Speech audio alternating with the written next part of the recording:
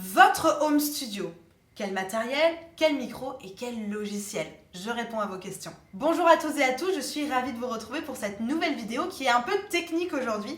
Nous allons voir exactement le matériel que j'utilise pour mon home studio, pour m'enregistrer, pour enregistrer ma voix, enregistrer des covers, des maquettes, des voix off, etc.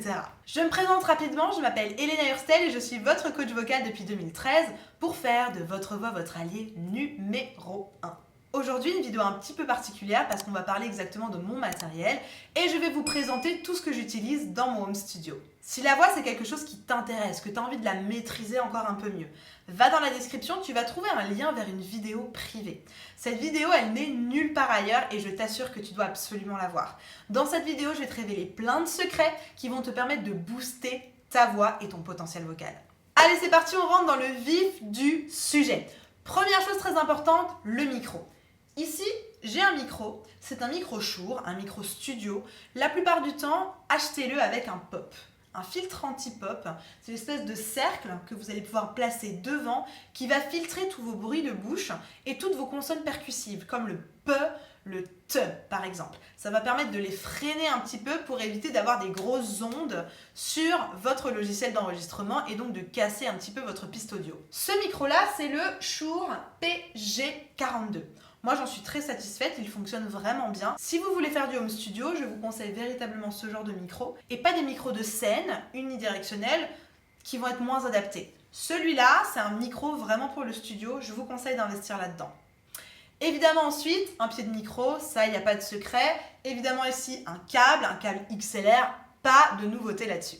Ensuite, il y a ma carte son. Alors j'en ai plusieurs des cartes son, mais je vais vous montrer celle-ci parce qu'elle est toute légère et c'est celle que j'emmène partout. J'en ai une autre qui reste sur mon iMac, qui ne bouge pas, qui reste à la maison.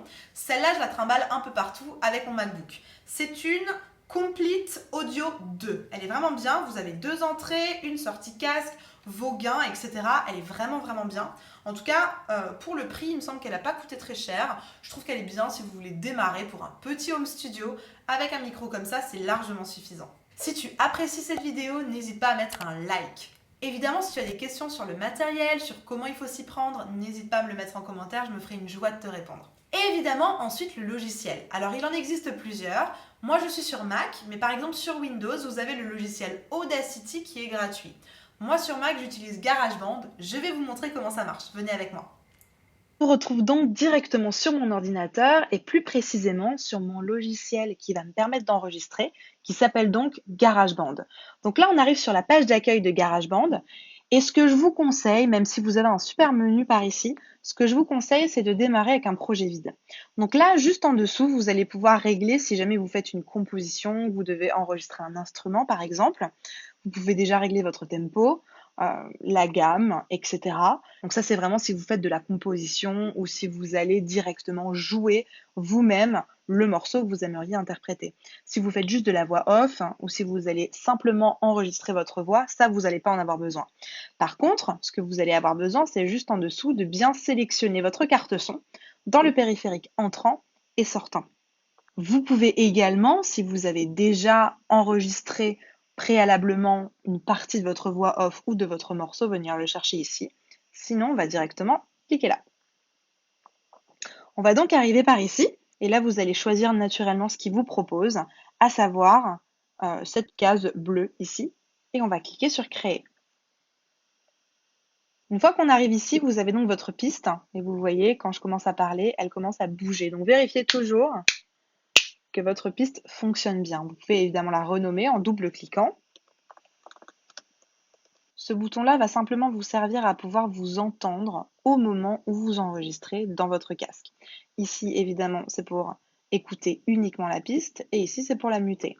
Si jamais vous voulez en écouter d'autres et celle-là, ne pas l'avoir. Et donc, pour lancer l'enregistrement, vous pouvez cliquer sur ce bouton-là ou alors simplement presser sur votre clavier la touche R. Et là, on va vérifier. Voilà, l'enregistrement a bien commencé. Donc ça, c'est OK. Pour l'arrêter, vous pouvez simplement appuyer sur la barre espace ou alors vous pouvez rappuyer sur le même bouton qu'avant. Et pour arrêter la petite barre, pour que la barre arrête de défiler, la barre espace fonctionne bien ou alors stop, simplement ici. Si vous voulez réécouter, vous vous mettez en début de piste, vous appuyez comme moi j'ai l'habitude sur la barre espace ou alors vous appuyez sur play. Et là, vous allez pouvoir vous réécouter votre piste.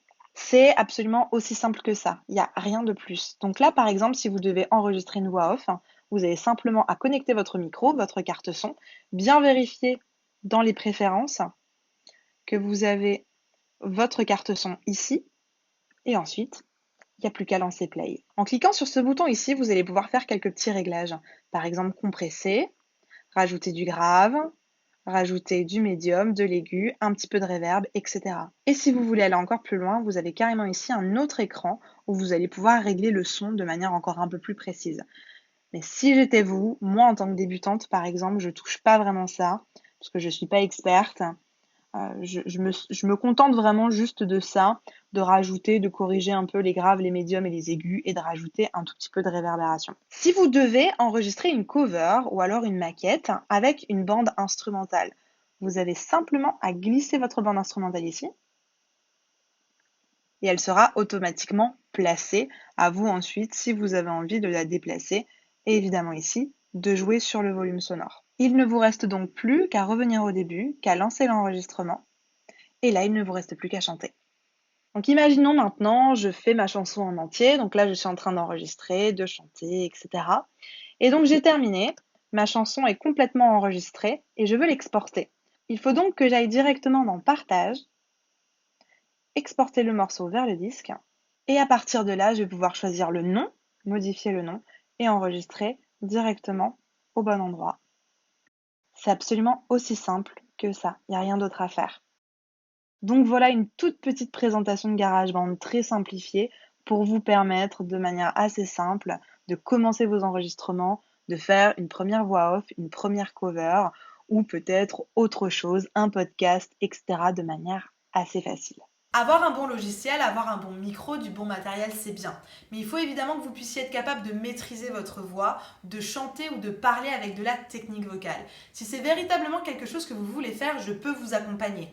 Allez dans la description, il y a un petit lien vers un formulaire. Ce formulaire, il va simplement vous permettre de noter vos problématiques, les choses auxquelles vous avez un petit peu de mal et que vous aimeriez résoudre dans votre voix. Je vais en prendre connaissance, je vais l'analyser et ensuite je vous proposerai un rendez-vous téléphonique dans lequel on va échanger pour définir un accompagnement qui serait le plus adapté pour résoudre votre problématique. Je serai absolument ravie de vous aider. J'ai également réalisé une vidéo sur pourquoi est-ce qu'il faudrait investir dans un home studio. Pourquoi faire? C'est quoi la valeur ajoutée sur ma voix? Je te la place juste ici cette vidéo. Avant d'investir, je te conseille de regarder cette vidéo parce qu'elle va peut-être soulever tes dernières questions, te convaincre ou pas d'investir dans du matériel. Donc regarde cette vidéo, tu vas apprendre plein de choses et surtout ça va te permettre de savoir si ça vaut la peine pour toi d'investir dans un home studio. En attendant de te retrouver dans cette vidéo, prends soin de toi, bonne journée, bonne soirée et n'oublie pas, tout est possible. Allez, à tout de suite, je te retrouve sur cette vidéo. Prends bien soin de toi.